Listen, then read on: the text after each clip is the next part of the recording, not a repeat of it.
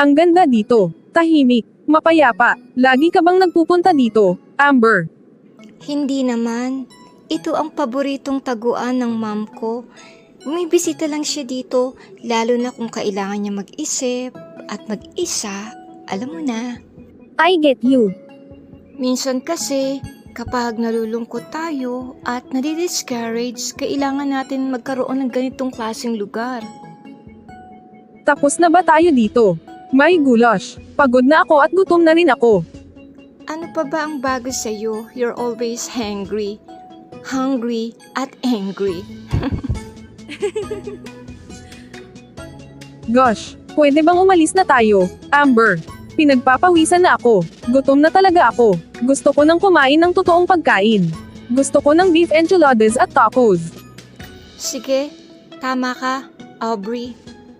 Isa pa, hinintay na ako ni mom at dad ngayon. Let's go.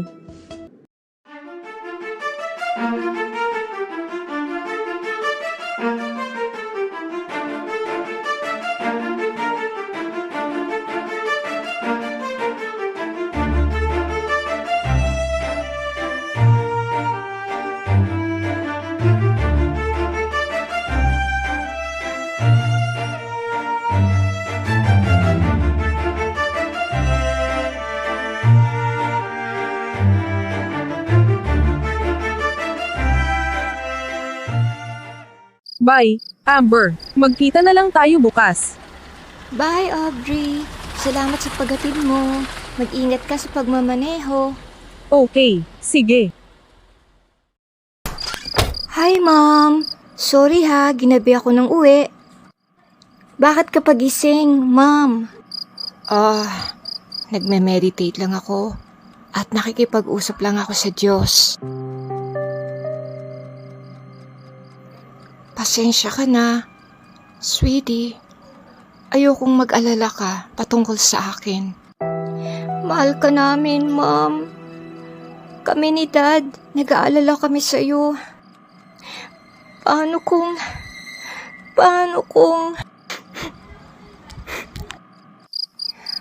kung hindi ako gumaling? Hindi ako mamamatay, sweetie. Hindi kita iiwanan at ang iyong dad na mag-isa.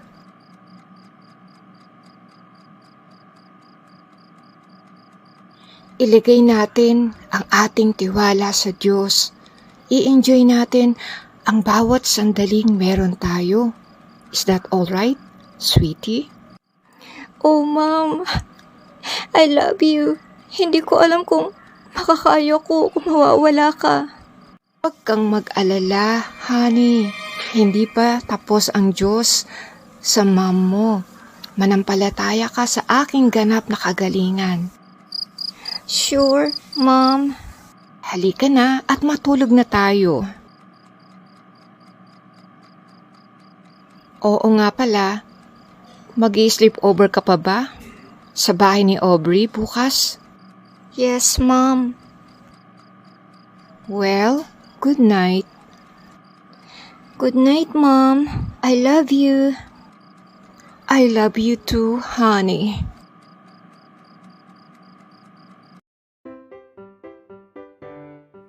Oh, I love your room, Aubrey. Ang laki at ang ganda. Sana may kwarto akong ganito. I hate my room. Hindi ako masaya. Seriously? Bakit naman? Sa palagay ko, ang ganda ng kwarto mo kumpara sa napakaliit kong kwarto. Sabi ko sa dad ko na gusto ko ng jacuzzi sa bathroom ko. Puro na lang siya pangako. Anong nakakatawa?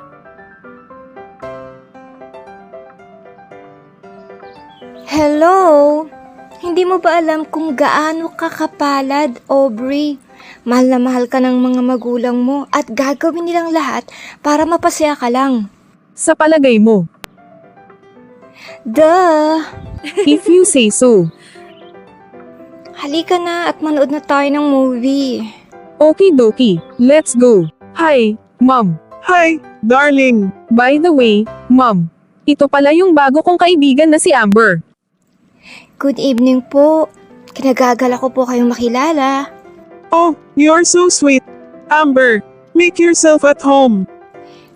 Thank you po, Mrs. Stephanie. Oh, hi. Bago ka ba dito? Ako si Olive. Anak ko si Amber. Did you just say Amber? Kilala ko siya. Kaibigan siya ng anak ko. Si Aubrey ba ang anak mo?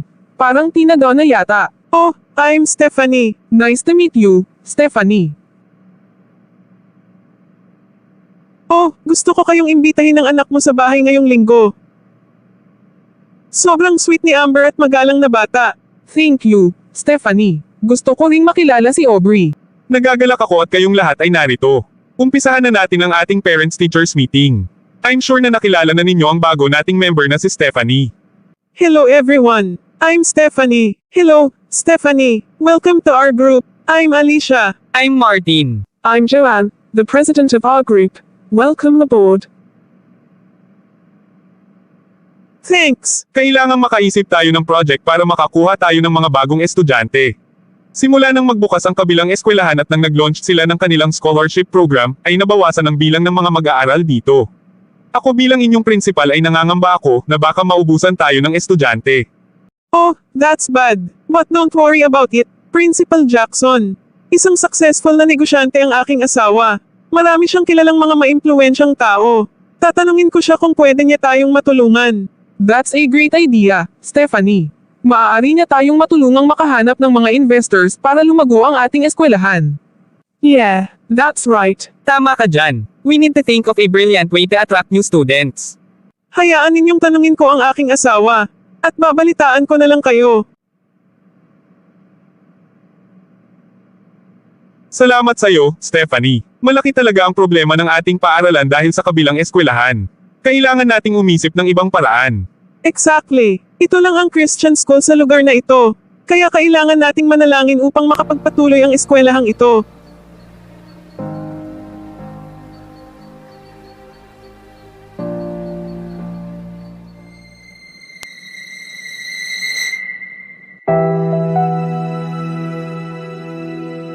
Stephanie, hello there. Olive, what a small world. What are you doing here? Kukunin ko lang ang aking gamot. Asawa ko nga pala, Raphael. How do you do, Olive? Mabuti naman, Raphael. Kailangan na naming umalis, Olive. Pupunta pa kami sa ER. Yung tatay ni Raphael ay nagkaroon ng mild stroke. I'm so sorry to hear that. Huwag kayong mag-alala. Isasama ko sa panalangin ang iyong ama ngayong gabi. Please, kung may kailangan kayo, tawagan lang ninyo ako. Thank you so much, Olive. Tatawagan ka namin kung may kailangan kami. Nakakainis talaga. Relax. Aubrey. Hey Aubrey, ayos ka lang? Mukha ba akong okay, Amber? What a dumb question. Siyempre, hindi ako ayos. Masaya ka na. I'm sorry, Aubrey. Alam ko, naiinis ka dahil na ospital ang lolo mo. Sino namang nagsabi sa'yo na nalulungkot ako dahil dyan? Napaka-asam era mo, Amber. Naiinis ako dahil pupunta sana kami sa Six Flags. Pero kinancel ng dad ko. Ang tagal ko nang hinihintay ito tapos hindi kami matutuloy. Totoo ka ba, Aubrey? Naiinis ka dahil lang dyan? Di ba dapat na mag-alala ka dahil ang lolo mo ay nasa ospital, hindi yung silly Six Flags na trip mo? Hindi ko hinihingi ang opinyon mo, Amber. Mind your own business. Halika na nga, Stacy.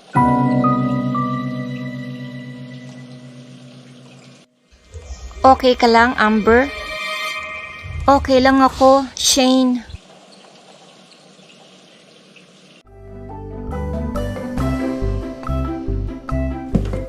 Anong nangyari sa'yo, sweetie? May problema ba? Hindi ako okay, ma'am. Ano nga ang problema mo? Si Aubrey, nainis siya sa akin kanina. May pinagdaraanan ang pamilya niya, sweetie. Kaya, unawain mo siya. Ayan nga, hindi ko maunawaan, ma'am.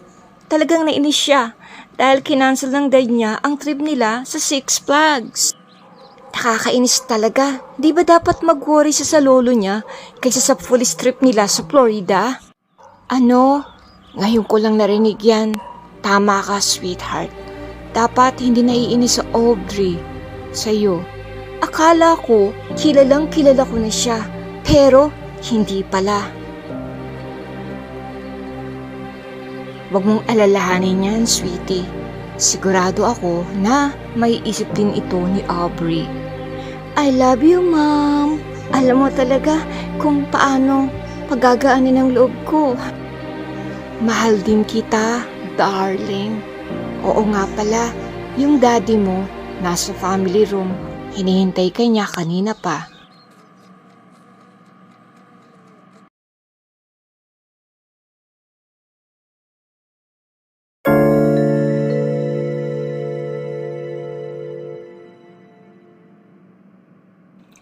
Ba't ganyan naman ang mukha mo, Aubrey? Iwanan mo ako, Stacy. Wala ako sa mood ngayon. Mukhang naiinis na naman si Aubrey. Lumayo ka sa kanya. Kaya ko siya. Huwag kang mag-alala.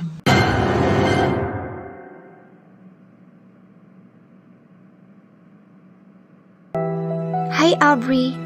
Kumusta na ang pakiramdam mo? Anong pake mo? Kung kailangan mo ng kausap, andito lang ako para sa'yo. Punta na tayo sa library, Shane. That's a good idea, Amber. Kailangan natin mag-aral sa test natin bukas.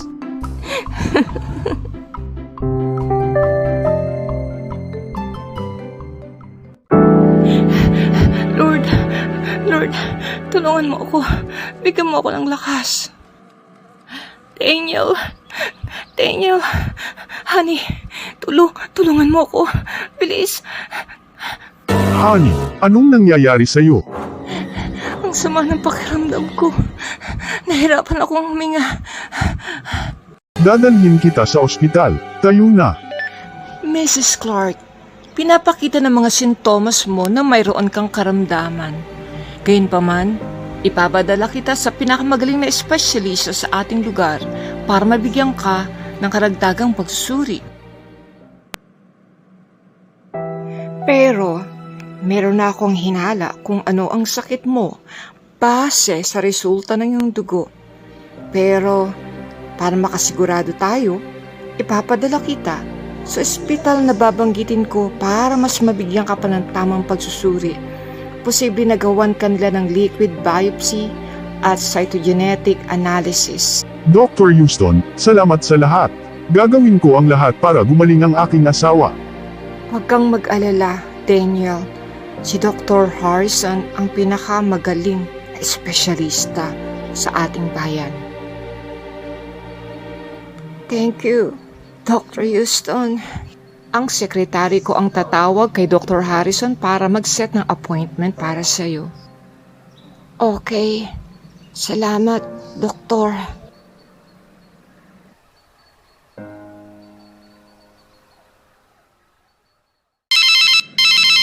Amber, sweetheart, hello. Dadalhin ko sa oncologist ang mom mo. Doon ka muna sa bahay ng Uncle Denny mo. Huwag kang umiyak, anak. Magiging ayos din ang mom mo.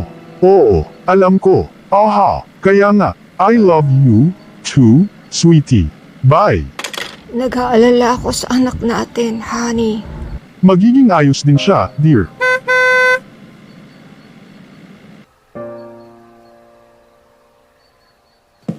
Mom, Dad, mabuti nakabalik na kayo. Oh, sweetie. Natutuwa ako at nakabalik na ako. Hi, sweetheart.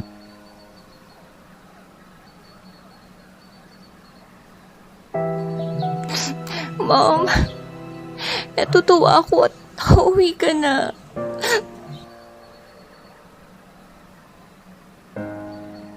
Ayos lang ang mom mo, sweetie.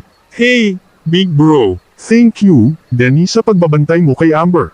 Okay lang. Kumusta ka na, Olive? Huwag niyo akong alalahanin. Gusto kong malaman kung ano nangyayari sa'yo, Mom. Sabi ng oncologist ko na may stage 2 cancer daw ako. Pero ang magandang balita ay pwede itong pagalingin, may dalawa tayong pagpipilian. Una, gawin ang chemotherapy o kaya naman pumunta sa alternative doctor. That's great. Yung misis ng best friend ko nagkaroon dati ng cancer. Ginawa nila yung alternative medicine. Kumain siya ng mga healthy foods at uminom siya ng maraming mga bitamina. Praise God, magaling na siya. Ganon din ang iniisip namin.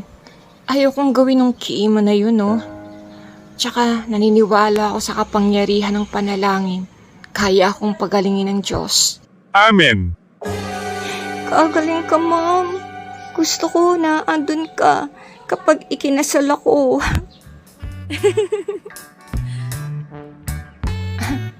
Ano? Hindi ka pa nga nakakapunta sa kolehiyo at hindi ka pa nakapagtrabaho. Kasal na agad. Yeah! Kailangan na nating umuwi, Denny. Thank you. Salamat, Tenny. Pakisabi kay Christina, aalis na kami. Bye, kiddo. Bye, Uncle Denny.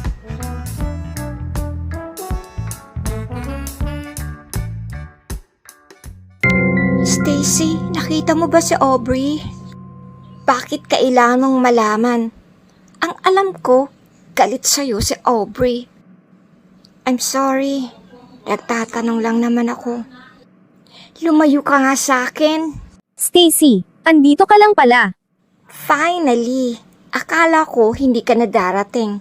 Halika na. Alis na tayo.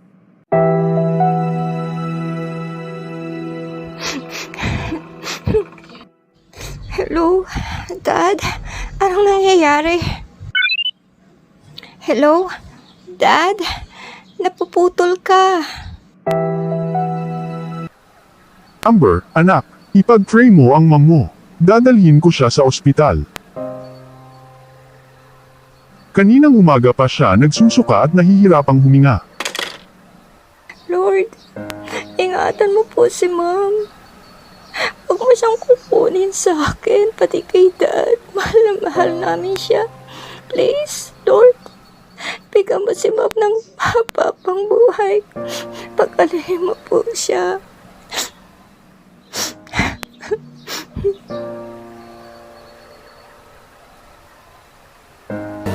Mom, sa palagay mo, saan ka pupunta?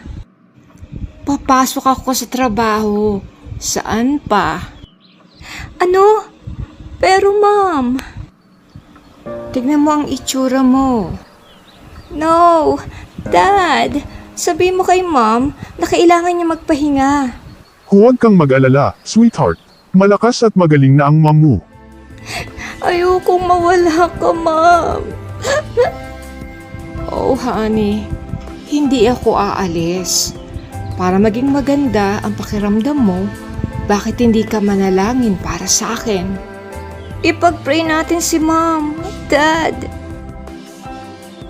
Lord, hindi na kita kailangang paalalahanan pa patungkol sa mga pangako mo. Alam ko na sinabi mo sa mga bilang kabanatang 23, talatang 19, na hindi ka tao para magsinungaling. Hindi ka rin anak ng tao para ikaw ay magsisi. Nakikiusap ako sa iyo. Iligtas po si Mom. Kailangan ko siya. Kailangan siya ni Dad. Oo, aming Diyos, inaangkin namin ang sinabi ng iyong salita sa unang Pedro Kabanatang 2, talatang 24, na ika'y naging sumpa para sa amin. At pinasan mo ang aming mga kasalanan. Dahil sa iyong mga latay kami pinagaling mo na. Sa pamamagitan ng mga latay mo, Jesus, pinagaling mo na ang aking asawa. Salamat, Jesus, dahil binayaran mo na ang aking mga kasalanan at kinuha mo na ang aking karamdaman. Pinupuri kita sa aking kompletong kagalingan. Ito ang aming panalangin sa makapangyarihang pangalan ni Jesus. Amen. Amen. At amen.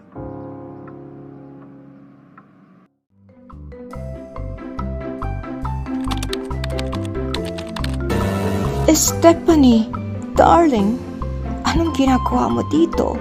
Olive, anong ginagawa mo dito? Nagtatrabaho ako dito bilang medical assistant. kumusta na? Oh, dinala namin dito ang dad ni Rafael kagabi. Inatake na naman sa puso at sobrang sakit ng kanyang ulo. I'm so sorry to hear that. Bibisitahin ko siya sa kanyang kwarto para maipanalangin ko siya para sa kanyang kagalingan. Hindi mo na kailangang gawin iyan, Olive. Ayokong maging pabigat sa iyo. Huwag kang mag-alala patungkol dyan, honey. Ayos lang. Nilagay ako dito ng Diyos para sa ganyang dahilan. Oh, thank you sa iyong kabutihan, Olive. I appreciate it. Stephanie, kumusta na si Dad? Kinansela ko ang aking meeting nang marinig ko na nandito si Dad. Stable na daw ang lagay niya, sabi ng doktor. Kailangan daw niyang makonfine ng isa pang gabi para maobserbahan siya ng doktor. Hello there, Rafael. Huwag kang mag-alala patungkol sa tatay mo. Magiging okay din siya. Olive, dito ka nagtatrabaho. Oo. Matagal na ako nagtatrabaho dito. 16 na taon na bilang medical assistant. Huwag kang mag-alala kung gusto mo. Pwede tayong pumunta sa kwarto ng tatay mo para ipanalangin siya. Sure. Salamat ng marami, Olive. Kumusta ka na, Lolo Joe? Maayos na ang pakiramdam ko, Olive. Oh, that's good to hear, Dad. Andito si Olive para ipag-pray ka. Salamat sa kabutihan mo, Olive. Ayos lang, Lolo Joe. Gusto kong ipaalala sa'yo na walang imposible sa Diyos. Basta maniwala ka lang sa Kanya at tanggapin mo ang iyong kagalingan. Nananampalataya ako sa Diyos, Olive. Siya ang aking kalakasan at ang aking tulong sa mga nagdaang taon ng buhay ko. Amen. Isa pa, Rafael at Stephanie, alam ko na may pinagdaraanan kayo sa inyong pananalapi. Ibigay niyo ang kabigatan niyo sa Diyos at siya ang bahala sa inyo. Manalangin tayo. Panginoong Diyos, nandito kami upang ipagdiwang ang kabutihan mo sa aming mga buhay. Nandito kami para pasalamatan ka sa kagalingan ni Lolo Joe. Salamat din sapagkat pagpapalain mo ang negosyo ni Rafael at ni Stephanie. Pinapasalamatan ka na namin at tinatanggap na namin ang sagot mo sa aming mga panalangin. Amen. Baka si Olive na iyan at si Amber. Sige, buksan mo na ang pinto, darling. Yes, Mom. Good evening, Stephanie. Hi, Aubrey. Good evening, Mrs. Stephanie. Hi, Aubrey. Oh, come inside. I'm sorry. Walang asawa ko eh. May emergency meeting sila sa ospital. Kung hindi mo mamasamain, anong trabaho ng asawa mo? Nagtatrabaho siya sa ospital, sa EMT department. Oh, that's great. Wala rin dito ang asawa ko. Nag-out of town dahil sa business conference nila. I see. Aubrey, darling, bakit hindi mo dalhin si Amber sa kusina natin? Tingnan ninyo kung kompleto na ang mesa para sa ating hapunan. Yes, Mom. Let's go, Amber. Okay. Oo nga pala. Kumusta na ang biyanan mo? Nakalabas na ba siya ng ospital? Iyan nga, ang sabi ng doktor kailangan niya ng angioplasty surgery sa lalong madaling panahon. Ang problema hindi babayaran ito ng insurance niya. Kailangan naming maghanap ng $28,000 plus yung doctor's fee at lab tests. This is outrageous. Oh, no. I'm so sorry to hear that. Matumal ang aming negosyo ngayon. Baka isara namin ang aming car dealership business. Ang anak kong si Aubrey galit na galit siya sa dad niya. Nangako kasi yung dad niya na gagawin namin ang 19th birthday niya sa Hawaii next week. Oh, sweetie. Magiging maayos din kayo ng pamilya mo. Panghawakan mo ang salita ng Diyos sa Pilipos 4:19 na ang Diyos ang magbibigay ng lahat ng aking mga pangangailangan ayon sa kanyang kayamanan, kalawalhatian kay Kristo Jesus. Alam ko na mahirap ang pinagdaraanan mo, pero huwag kang mawala ng pag-asa. Ang Diyos ang magbibigay ng lahat ng pangangailangan nyo ng inyong pamilya. Anong ingay iyon? Let's go and find out. Itigil mo na ang pag-arte mo na parang alam mo ang patungkol sa akin. Hindi mo ako kilala, Amber. What's going on here? Nag-aaway ba kayong dalawa? Kasalanan ni Amber ito, Mom. Dahil sa kanya, nabitawan ko tuloy yung mga plato at natapon yung pagkain sa sahig. Wala akong kasalanan. Nagalit ka lang sa akin kasi alam mo na tama ako. Oh, talaga lang. Smarty pants. How dare you na sabihin mo sa akin na dapat maging mabuti ako sa lolo ko? Hindi mo naiintindihan dahil wala ka sa kalagayan ko. Of course, mahal ko si Grandpa at nag-aalala ako para sa kanya. Pero, anong alam mo sa nararamdaman namin? Ang alam mo lang naman ay yung ngumiti, magbiro at magsaya. Tama na, Stephanie. No, Mom. Dapat malaman ng bratty na ito. So, get off my back, Amber. Leave me alone. Amber, sweetie. Mali ka. Patungkol sa akin at sa pamilya ko, Aubrey. O nakikita mo kung umingiti, tumatawa palagi. Pero wala kang alam kung anong pinagdaraanan namin, ha? Oo, masaya ako sa labas. Pero yung kaloob-looban ko umiiyak. Kasi may stage 2 cancer si Mom. Hindi mo alam yung pinagdaraanan ko. Araw-araw natatakot ako na baka mawala si Mom. Kailangan kong maging malakas para sa kanya.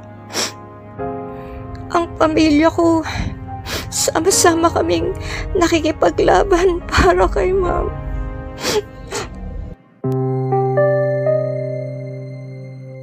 Sinusubukan ko lang na ipaunawa sa'yo na habang may pagkakataon ka pa, na mahalin mo ang pamilya mo at busugin mo sila ng pagmamahal kasi hindi mo alam. I'm so sorry, Amber. Bakit hindi mo sinabi sa akin? Ayoko maging pabigat sa'yo. Olive, darling. I'm so sorry. Hindi ko alam. Parang ang saya mo kasing tingnan at palagi kang matapang. Paano mo nagagawa iyon? Nung una, natatakot ako. Ang dami kong tanong sa isip ko. Pero habang tumatagal, natutunan kong mag-focus sa mabubuting bagay na nangyayari sa buhay ko. Tinuruan ako ng Panginoon na matutong magpasalamat sa buhay na ibinigay niya sa akin. At pinakita niya rin sa akin na napakaraming dahilan kung bakit dapat ako maging masaya at mapagpasalamat. Amber, I'm sorry. Pwede bang patawarin mo ako? Of course, pinapatawad na kita, Aubrey. Kaibigan pa rin naman kita. Salamat, friend, for giving me a second chance. Nakakatawa ka. Alright, girls. Maglinis na tayo para makakain na tayo. Gumagawa ang Diyos ng mga mahimalang bagay. Hindi ko maipaliwanag, pero nararanasan ko ang kamay ng Diyos sa personal kong buhay. Tulad ng hiniblang tela, nilikha ng Diyos ang kaloob-looban ko at ito'y nakadugtong sa Kanya. Si Rafael at si Stephanie, binago ng Diyos ang mga pangyayari sa kanilang mga buhay. May mga negosyanteng namuhunan sa kanilang negosyo. Dahil dito, naging triple ang kita ng kanilang kumpanya at hindi na ito nagsara. Dahil sa katagumpayan ng kanilang kumpanya, nagpasimula si Rafael ng internship program. Dahil dito, mas maraming mga estudyante ang nag-enroll sa kanilang paaralan. Si Amber at Aubrey naman ay nakapagtapos ng pag-aaral sa high school. Pareho silang lumipat sa New York City para mag-aral sa kilalang art school bilang fashion designer. Si Lolo Joe naman ay sumailalim sa angioplasty surgery at ito'y naging matagumpay. Isang lihim na tao ang nagbayad ng kanyang hospital bills. Purihin ang Diyos. Nagulat ang aking oncologist nang wala siyang makitang bakas ng cancer sa aking katawan. Sabi niya, isa daw itong himala. Pero alam naman nating lahat na ang Diyos ang may gawa nito. Marami akong natutunan sa lakbayin ko sa buhay. Natutunan ko na kahit anong mangyari sa ating buhay, dapat na maging mapagpasalamat tayo sa Diyos. At anuman ang ating kaharapin sa buhay, palagi tayong maging masaya at maghanap ng dahilan para magkaroon ng ngiti ang ating mga labi. Dahil marami mga bagay na dapat nating ipagpasalamat sa Kanya.